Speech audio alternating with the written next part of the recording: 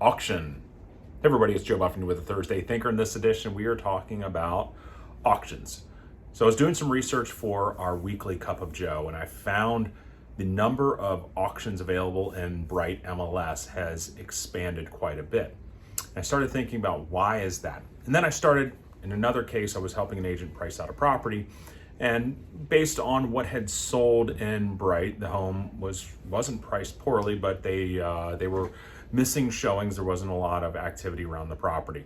So I went back and looked at the comps, and what I found was that this property was listed at 625. Most all the comps around them were somewhere between 6 and 6, let's say 640. But what happened was the homes that got over 600 originally started at 550, 575, 580, and were bid up. Similar to almost like a auction mentality.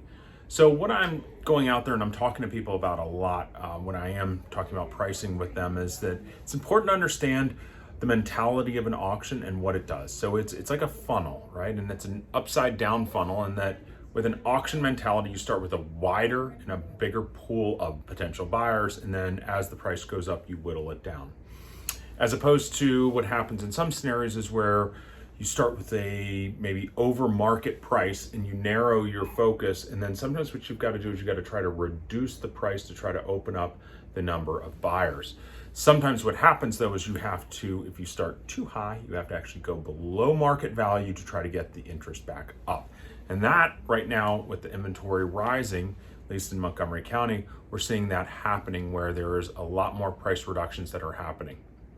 So make sure that you are looking at, when you are looking at comparable sales, when you are trying to price a property correctly, look at where they originally listed their property. And in most cases, I bet what you'll find is they started at a lower number to get up to this higher number. So starting at that higher number, you may diminish your potential buyer pool.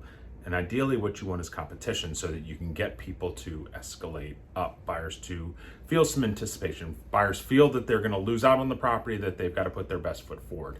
Because when you start too high, what's happening is the buyers are not anticipating that there's gonna be activity on it, and then waiting and waiting and waiting and waiting. So hope this helps. And if you need any help pricing, I'm working with a lot of folks right now doing that. Please feel free to reach out. Talk to you later. Bye-bye.